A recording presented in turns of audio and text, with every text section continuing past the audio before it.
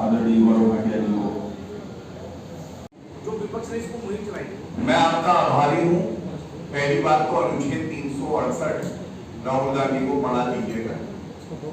जो मूल भावना है संविधान की, उसके तहत कार्य करते हुए मैं आपको एक बात बता दूं बड़ी जिम्मेदारी से। मैं चाहूंगा कि ये बात आगे भी बढ़े आपके माध्यम से।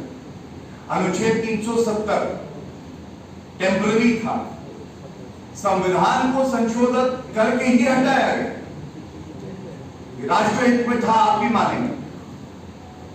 महिलाओं को आरक्षण, संविधान का संशोधन करके ही महिलाओं को आरक्षण मिले, ये सुनिश्चित किया आदरणीय प्रधानमंत्री श्री नरेंद्र मोदी ने।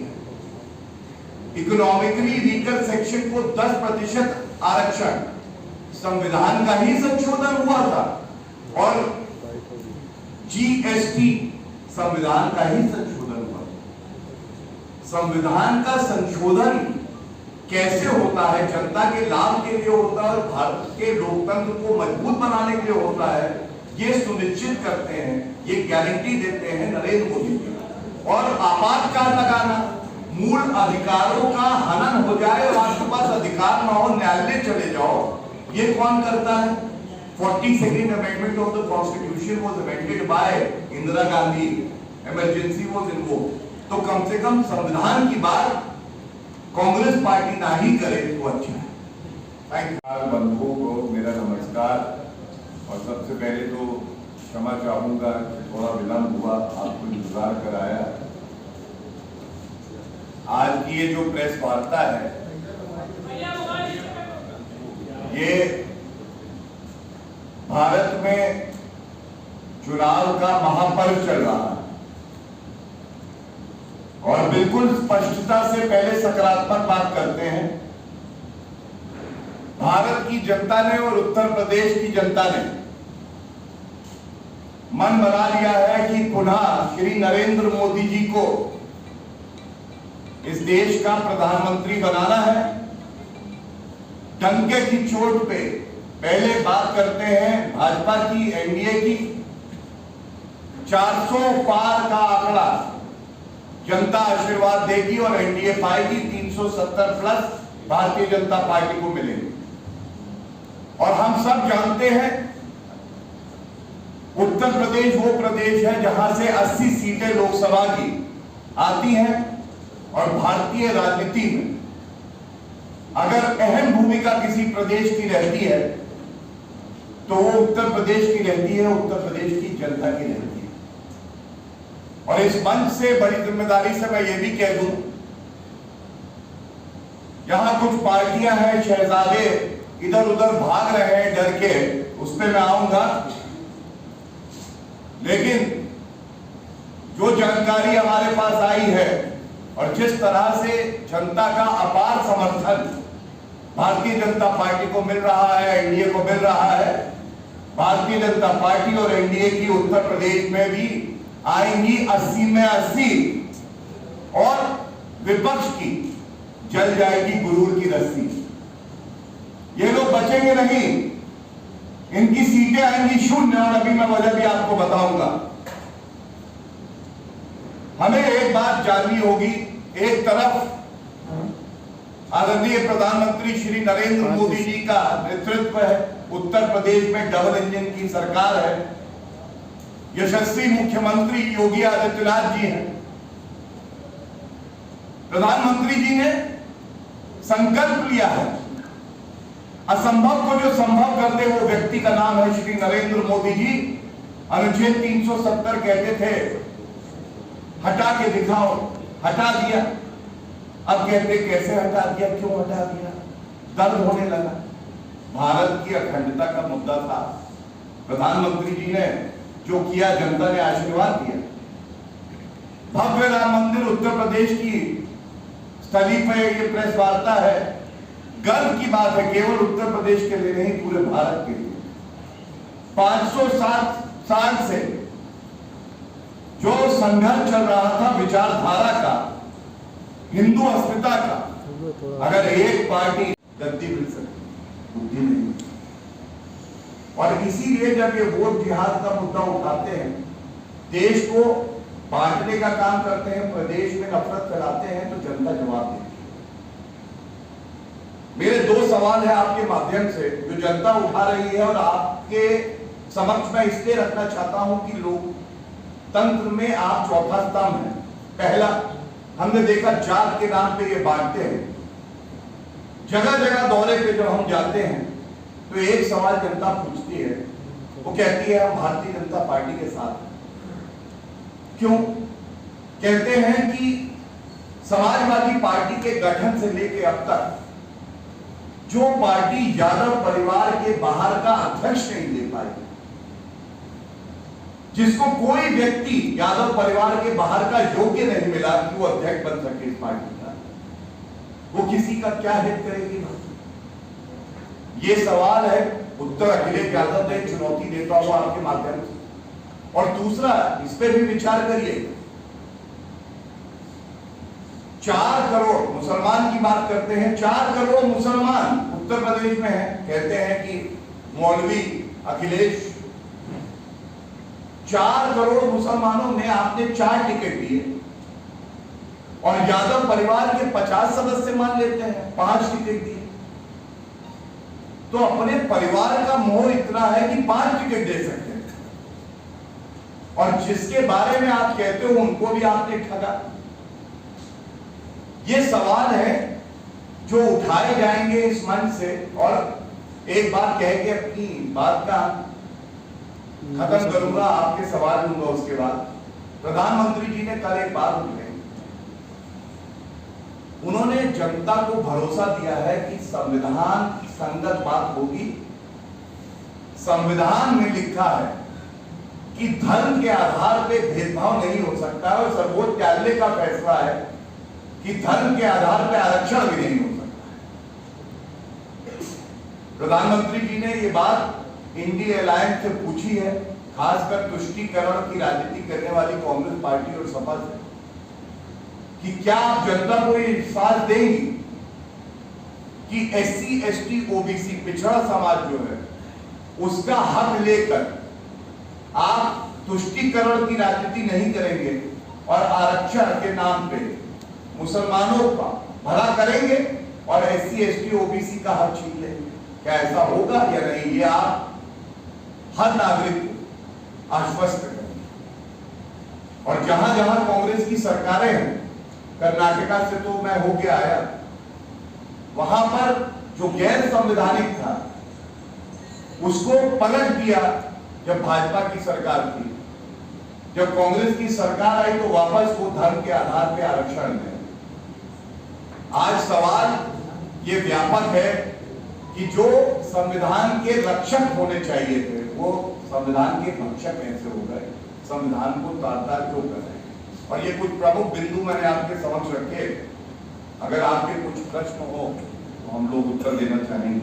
और ये सवाल है कि पुणे में भी राहुल गांधी ने कहा है कि प्रधानमंत्री जिस तरीके से समुद्र होते पार्टी है और असंभव को जो संभव करते उस व्यक्ति का नाम आदरणीय प्रधानमंत्री श्री नरेंद्र मोदी जी है। ये तंज कसते थे, पहाड़ों के प्रहार शब्दों से होते थे, कहते थे मंदिर वही बनाएंगे, तारीख नहीं बताएंगे। अब हम कहते हैं मंदिर वही बनाया है, तारीख भी बताया है, तुमको भी बुलाया है, लेकिन आ नहीं पाए। प्रभु राम की कृपा भी उसी पे होती है जिसने पुण्य किए होते, जो कार सेवकों पे गोली चलाए, जो हिंदू अस्मिता को रोज ठेस पहुंचाए, जो वोट जिहाद की बात करे, उस पे प्रभु राम की भी कृपा नहीं होती और जनता की भी कृपा नहीं होती। मैं इतना जरूर कहूंगा, कल नामांकन भरा बनाते हैं राहुल गांधी थर-थर कांप रहे थे। वो हम भारत माता की जय की बात करते हैं, हमारी मां भारत माता है। वो कह रहे थे मम्मी मम्मी भरना है पर्चा की भरूं कि ना भरूं। प्रधानमंत्री जी ने कुछ समय पहले ही ये कह दिया था, पहले वायनाड का चुनाव खत्म होगा, उसके बाद शहजादे किसी सेफ सीट से अपना भाग्य आजमाएंगे। और हुआ क्या? वही हुआ। अमेठी में जाने की हिम्मत इसलिए नहीं थी क्योंकि आज भारत की राजनीति और उत्तर प्रदेश की राजनीति में जो नामदार हैं वो थर-थर कांपते हैं, और जो कामदार हैं हमारी नेत्री जिन पे हमें अभिमान है, स्मृति ईरानी जी, उन्होंने अमेठी में ही उपनाम गांधी, नकली गांधी को हराया था। अब एक मेहनती, कर्मठ, संवेदनशील, जनता के प्रति समर्पित हमारी नेत्री स्मृति ईरानी जी के सामने ये अपरिपक्व पार्ट टाइम बालक क्या खड़े होते? तो वो भाग के गए रायबरेली। अब रायबरेली सोनिया गांधी जी छोड़ के पहले ही राज्यसभा से संसद की सदस्य बनी। क्यों? उनको पता था वो रायबरेली भी हारेंगे। अब जब सोनिया गांधी जी हारेंगी तो राहुल गांधी जी क्या जितवाएंगे? इसलिए मैं पंडित नहीं हूं, भविष्यवाणी नहीं करता हूं, लेकिन जनता का आशीर्वाद जो मिल रहा है, बिल्कुल स्पष्ट कह रहा हूं, 400 प्लस 80 और ये दोनों सीटें रायबरेली और अमेठी भारतीय जनता पार्टी जीतेगी, और राहुल गांधी वायनाड भी हारेंगे और रायबरेली भी हारेंगे, और कांग्रेस रायबरेली भी हारेगी और अमेठी भी हारेगी। और उसकी वजह मैं आपको बताता हूं।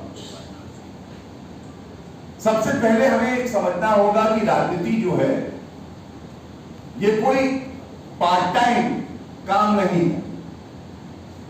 इसके लिए आपके पास कर्मठता होनी चाहिए, जनता के लिए सेवा करने का भाव होना चाहिए। विदेशी भूमि पे जाके कहते हो भारत का लोकतंत्र खत्म हो गया है, पूरे विश्व में इसकी चर्चा होती। आप कहते हो अगर इस बार चुनाव में आदरणीय प्रधानमंत्री मोदी जी जीत गए तो दोबारा चुनाव नहीं होगा। नहीं, आदरणीय प्रधानमंत्री जी चुनाव भी जीतेंगे, और चुनाव की जो स्वस्थ परंपरा चलती आई है वो आगे भी चलती नहीं। लेकिन आप ये जो भ्रम जाल फैलाते हो, जो डर फैलाते हो, ईवीएम की बात करते हैं, कहते हैं ईवीएम जो है मैच फिक्सिंग हो रखी है। ये राहुल गांधी, प्रियंका वाड्रा, अखिलेश यादव, इनके बयान है। मैं पूछना चाहता हूं, सर्वोच्च न्यायालय का अभी एक सप्ताह पहले एक जजमेंट आया। मैं वरिष्ठ अधिवक्ता हूं, सर्वोच्च न्यायालय में बड़ी जिम्मेदारी से पूछना चाहूंगा, सर्वोच्च न्यायालय ने क्या कहा?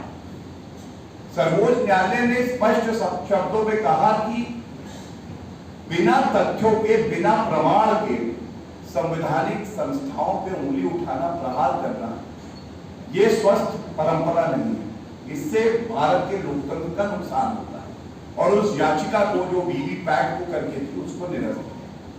लेकिन सवाल फिर यह भी पूछा जाएगा, राहुल गांधी जी जहां भी आप छुपे हुए हैं ये बताइए, जब आप हिमाचल में चुनाव जीत जाते हैं, जब तेलंगाना में चुनाव जीत जाते हैं तो वीवीपैट, ईवीएम ये ठीक होता है, लोकतंत्र की जीत होती है, और जब आप हार जाते हैं तो लोकतंत्र खतरे में आ जाता है। ये किस तरह की बचकानी, ओछी, घटिया राजनीति? ये सवाल जनता पूछ रही है। और जैसा आदरणीय गृह मंत्री श्री अमित शाह जी ने भी कहा, और जनता के मन का भी ये भाव है, आप किसी से भी पूछिए, ये जो राहुल गांधी नामक रॉकेट 20 कोशिशें कर चुके हैं। ये रॉकेट लॉन्च इसलिए नहीं होता कि इस रॉकेट में प्रॉब्लम है, आप लॉन्च करते नहीं।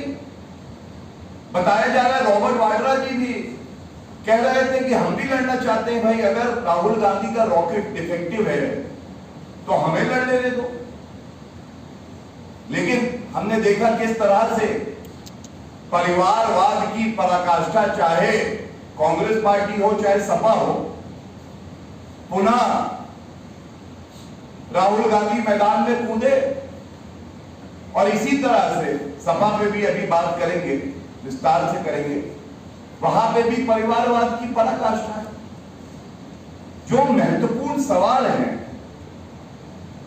वो सवाल ये है कि उत्तर प्रदेश में एक तरफ विकास की बात हो रही है, यहां संविधान के तहत सरकार चलती है, प्रधानमंत्री जी के मार्गदर्शन में मुख्यमंत्री योगी आदित्यनाथ जी समाज के हर वर्ग को साथ में लेके चलते हैं, लेकिन जब बौखलाहट आसमान छूने लगती है तो टूटी साइकिल पंचर टायर वाले कहने लगते हैं कि वोट जिहाद कर।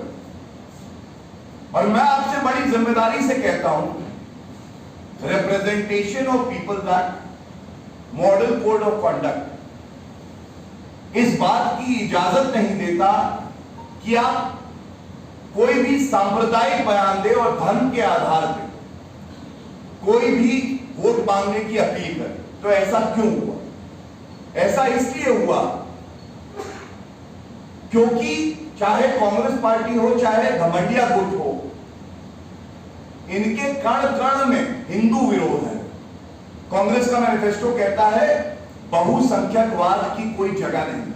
इस देश में बहुसंख्यक कौन है? सहिष्णु हिंदू, जो कि बहुसंख्यक होके भी अपने आप को संविधान देता है पंथ निरपेक्षता का, और आपको उनसे इतनी नफरत है। आप वोट जिहाद की बात करते हो। मैं पूछना चाहूंगा, क्यों नहीं आपने बात करी जो आप सरकार में रहे अपनी उपलब्धियों? क्यों कांग्रेस ने आत्मचिंतन नहीं किया और ये नहीं पूछा कि भाई एक समय पे ऐसा उन्होंने कहा कि पाकिस्तान की बात उठा करके मुद्दों को भटकाने की कोशिश की जा रही है। देखिए, राहुल गांधी जो हैं वो कांग्रेस पार्टी के बहादुर शाह जफर हैं। उन्होंने प्रण लिया है कि मैं तब तक राजनीति करता रहूंगा जब तक कांग्रेस पार्टी को नष्ट नहीं कर। और जब पाता है, मणिशंकर अय्यर जाके कहते हैं कि आदरणीय प्रधानमंत्री जी को हटाने में पाकिस्तान को हमारी मदद करनी चाहिए, तब राहुल गांधी से एक शब्द नहीं पूछता। ये मुद्दा जो आया है, जो आपने उठाया है, ये तब आया है जब पाकिस्तान ने समर्थन किया है राहुल गांधी का। और आदरणीय प्रधानमंत्री जी का आप कोई भाषण सुनिए, लाखों लाखों की संख्या में जनता वहां उपस्थित होकर आशीर्वाद भाजपा को दे रही है। और प्रधानमंत्री जी बड़े व्यापक तौर पे अपने 10 साल का रिपोर्ट कार्ड रखते हैं, विकास की बात करते हैं, संविधान की बात करते हैं। और दूसरी तरफ उत्तर प्रदेश के लड़के नशेड़ी हैं, ये कहते हैं राहुल गांधी महिला का सम्मान नहीं करते हैं, और कहते हैं राहुल गांधी के ऐश्वर्या राय नाच रही थी प्राण प्रतिष्ठा का जब समारोह हुआ। तो चिंताजनक है कि आज विपक्ष का मानसिक दिवालियापन हो गया है कि वो जनता के मुद्दे उठाने में भी असमर्थ है। ओवैसी साहब ने कहा है हैदराबाद में कि जिस तरीके का मौजूदा परिदृश्य है देश का, वो हिटलर में जो साम्राज्य होता था उसकी तुलना की है। देखिए, अपनी 2 सीटें नहीं बचा पाएंगे और उनके पार्टी के नाम में मुस्लिमीन आता है, गैर संवैधानिक है। उनको इतना बड़ा ना बताइए कि भाजपा का राष्ट्र प्रवक्ता प्रेस करे और उनके बयानों पे हम लोग टिप्पणी करें। सर, कांग्रेस ने अपने मैनिफेस्टो में ओल्ड पेंशन स्कीम की बात करी है, इसको लेकर काफी भूख हड़ताल हुए सरकारी कर्मचारी। तो क्या भारतीय जनता पार्टी इसमें कुछ करेगी या फिर अपने भी पार्षदों और एमएलएस की पेंशन बंद करने की बात सोचेगी? देखिए, मैं आपसे एक बात कह दूं, भारतीय जनता पार्टी मोदी जी की गारंटी आज वो गारंटी है जिस पे जनता को विश्वास है। जो देश हित में होता है वो निर्णय लिए जाते हैं, जो उत्तर प्रदेश के हित में होगा वो निर्णय लिए जाते हैं। और दूसरी तरफ जो है केवल और केवल तुष्टीकरण की राजनीति, बिना समझे कि देश हित में क्या है बयान दे देना क्योंकि मुझे सत्ता पानी है, ये मूल मंत्र है। जो आपने बात कही, अगर मेरे तथ्य ठीक है तो आपने प्रश्न जो पूछा है वो गलत पूछा है, क्योंकि ऐसा कुछ भी कांग्रेस पार्टी के मैनिफेस्टो में नहीं लिखा है। ये आपकी गौरव जी, एक सवाल है। राहुल गांधी ने एक मंत्र दिखाया कर्नाटक के सीएम को कि प्रज्वल देवन्ना आगे बढ़े हैं, उसकी जानकारी गृह मंत्री के साथ उसके संपर्क में ही। देखिए ऐसा है, मैं फिर से कहूंगा, थोड़ा सा कांग्रेस पार्टी को, राहुल गांधी को, खड़गे जी को संविधान पढ़ना चाहिए। अगर आप 7 शेड्यूल देखें, स्टेट लिस्ट देखें, पहली entry law and order state subject की। क्या स्टेट की जो सरकार कांग्रेस पार्टी की है उनको कुछ नहीं पता कि कर्नाटका में क्या हो रहा है? क्या ये वोट बैंक की राजनीति की वजह से ही वो निष्क्रिय रहे? और ये दिखाता है किस तरह से कुछ वोटों के लिए वो किसी दरिंदे को भी पकड़ेंगे नहीं, उसके खिलाफ कार्रवाई नहीं करेंगे। अगर किसी ने गलत किया है तो भारतीय जनता पार्टी ने बड़ी स्पष्टता से कहा है कि हम हमेशा महिलाओं के साथ खड़े हैं, उनकी अस्मिता के साथ खड़े हैं, और कोई भी व्यक्ति क्यों ना हो, कानून से ऊपर नहीं है, कार्रवाई होनी चाहिए, लेकिन कार्रवाई करने का दायित्व प्रदेश की सरकार का था, जिसमें वो तुम्हारा आज लोकसभा में 1 सीट है, समाजवादी पार्टी की 3 सीट है। ये इसलिए हुआ कि जहां प्रधानमंत्री जी जोड़ों की राजनीति करते हैं, सबको जोड़ने की बात करते हैं, संविधान के तहत सबको मजबूत किया जाए, मुख्य धारा से जोड़ा जाए, वहीं घमंडिया का मूल मंत्र है उनके डीएनए में, हिंदुओं को बांटो, मुसलमानों को जोड़ो, हिंदुओं की जात की बात करो, मुसलमान सब एक हो जाओ। और ये कहते हुए कष्ट हो रहा है कि मुसलमानों का भी सशक्तिकरण इन्होंने नहीं किया। ऐसा कोई सगा नहीं जिसे घमंडिया ने ठगा नहीं, और मैं तमाम उदाहरण दे सकता हूं। लेकिन चुनाव के महापर्व में जब आप वोट जिहाद की बात करते हो, और जिहाद कोई राजनीतिक शब्द नहीं है, सांप्रदायिक शब्द है, तो ये बात जरूर सोचिएगा, जो हमारे नागरिक हैं, जिनके डीएनए में संविधान है, देशहित है, चाहे वो किसी भी धर्म के हो, तो वो भारतीय जनता पार्टी के साथ ही खड़े हुए, क्योंकि जो भारतीय जनता पार्टी बात करती है वो सबका साथ, सबका विकास, सबका विश्वास और सबका प्रयास, इसकी बात करती है। मैं ये जरूर आज कहूंगा, जब वोट जिहाद की बात हो, अखिलेश यादव उसे ठीक ठहराए, तो ये स्पष्ट हो जाता है, नेत्री ने बोला है लेकिन सोच जहरीली अखिलेश यादव की, उनकी सहमति के बिना सपा में पत्ता नहीं हिलता है। तो ये बयान कैसे आया, और जिसको अखिलेश यादव ने ठीक ठहराया। दूसरी बात, पीडीए पीडीए पीडीए कर रहे थे, तो जनता अब कह रही है पीडीए क्या है? पीडीए है प्रहार, धर्म और आस्था। प्रहार डी से धर्म और ए से आस्था। प्रहार करो धर्म और आस्था पे, हिंदुओं को स्वयं श्रेणी का नागरिक मानो, और इसके तमाम उदाहरण हैं जो हमने देखा। और यहां ये कहना गलत नहीं होगा, और इस पे मैं आपका ध्यान आकर्षित करना चाहूंगा, विरासत में गद्दी मिल सकती है, बुद्धि नहीं। और ये बात मैं क्यों कहता हूं, मैं आपको उदाहरण के तौर पे बताता हूं। आदरणीय प्रधानमंत्री श्री नरेंद्र मोदी जी 22 साल से संवैधानिक पद पे हैं, मुख्यमंत्री, और 10 साल से प्रधानमंत्री। उनको कोई उपनाम नहीं मिला था, अपनी मेहनत से, अपनी निष्ठा, लगन से, ईमानदारी से वो बार बार चुनाव जीते, जनता का आशीर्वाद प्राप्त किए। योगी आदित्यनाथ जी